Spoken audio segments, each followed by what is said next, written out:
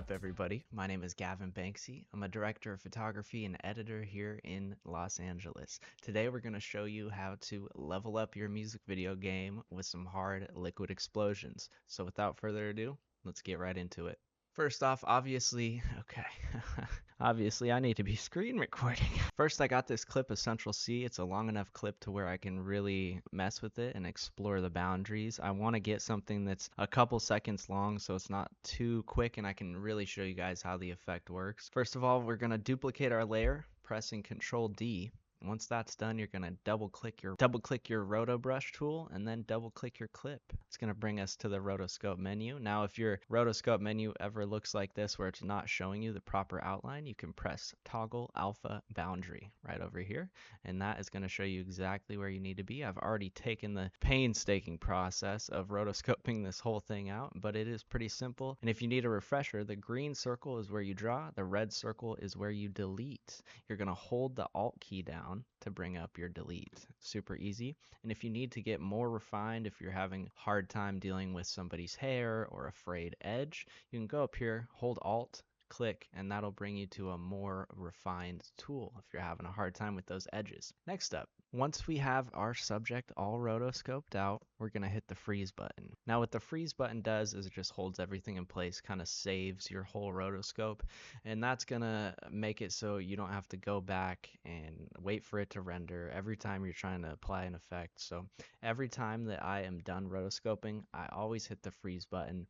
It also helps because it gives you a little bit of a break because we all know how tedious editing can be. And once we have our subject rotoscoped out, we'll go back to our composition layer here at the top. We're going to click off of our rotoscope tool and go back to our pointer. To really sell this effect, I would recommend downloading a couple of colorful backgrounds. You can find some free stuff on YouTube. I have a pack that I'm using here that I just found in my assets. That way, your liquid explosion can be changing colors and really adding that dynamic element to it. So click and drag.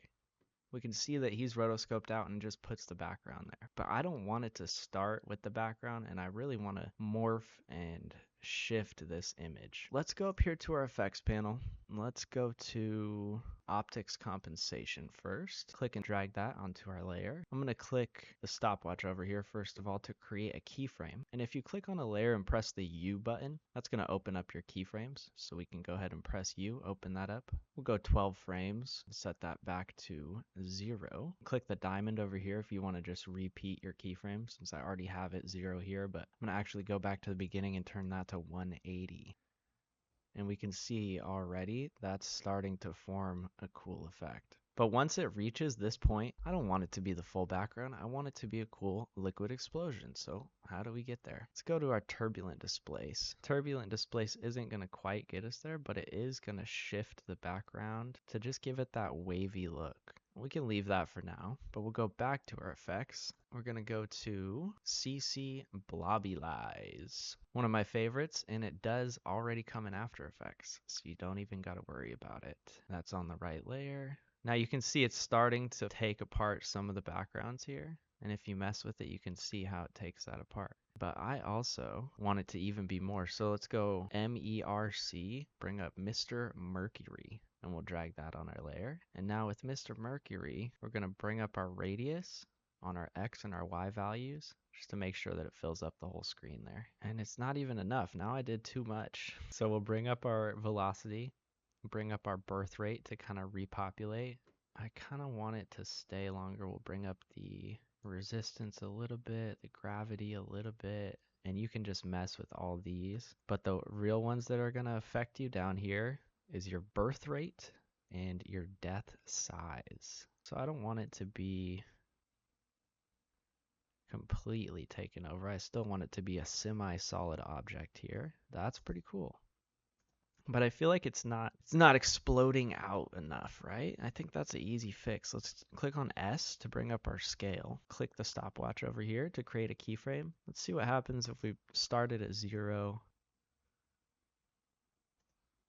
Nice, nice. See, we're almost there already. So we're keyframing from 0 to 100 on our scale. But I think that it has a little too much gravity. So let's go back to our gravity here. And we're going to bring our velocity up. And with our velocity, let's go ahead and keyframe that too. So it keeps extending out the whole time.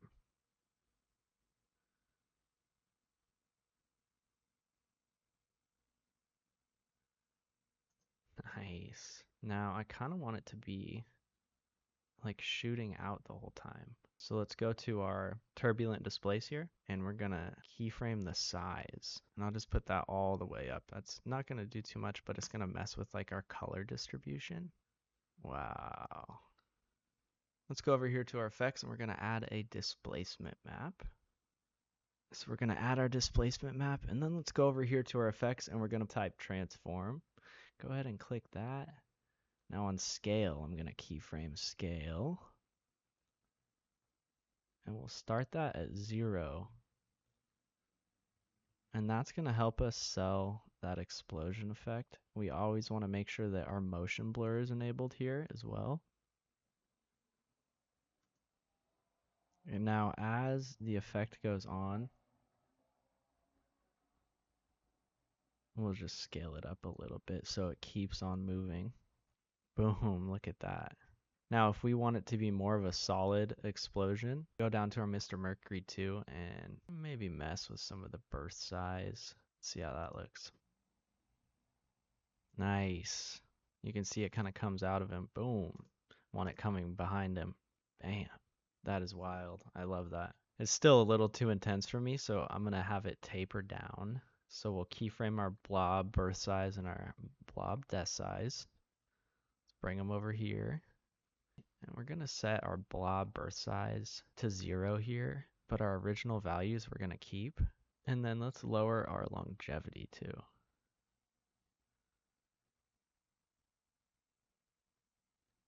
Now you can see these edges here, and that is what I was trying to help with the optics compensation. So we're just going to drag that forward a little bit, so then as the effect comes through, you're not seeing the edges until it's already at the edges. So we'll kind of mask that, start the optics compensation there. And that really sells the explosion effect. Boom. Nice. And then it just fades out like that. Some extra sauce that you can do, this chromatic background already has glow on it, so I'm not going to add too much, but we'll go to deep glow. And that is a plugin that you can purchase on AE Scripts. It does cost $40, but I'll leave a link in the description. Not sponsored, it's just a lot better than the one that comes with After Effects, but you can also go over here, type glow, and just use the default glow. It's obviously way too bright. Let's cut that exposure in half, cut the radius down to 100. Maybe we'll go 0.6 peak, and then let's keyframe that exposure too.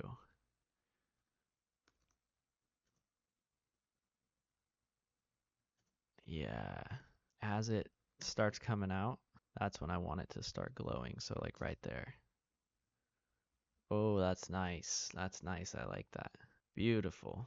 And that's it, guys. You can really mess around with these effects to create something super simple or go more complex, and the options for size, shape, color, it's all limitless, and you can customize this to whatever video style you're trying to create. Now, it did take quite a bit of time, but I've already gone through all the pain and agony of making presets for these liquid explosions, and it's not a plugin for any program. It's just drag and drop, yet they're still 100% customizable. Every preset has a template version where you can completely change the color and the scale. I spent over 40 hours making this pack, and I'm really proud of how it came out. It also comes with 10 high quality sound effects that you can mix and match with your liquid explosions to really just sell that effect. And as a thank you for watching this video, you can get my top 3 liquid explosions for free right now. All you got to do is click the link in the bio and it'll take you there. And this is also my first YouTube video. If you have any feedback whatsoever, go ahead and leave it in the comments. That would mean the world to me. And if you could like the video, subscribe if you want to see more content like this. But I am so thankful to have you guys with me here today. This is really a dream to me, and I'm excited to be here with you guys. Get those liquid explosions to get you started, and I'll see you on the next edit. Thanks so much.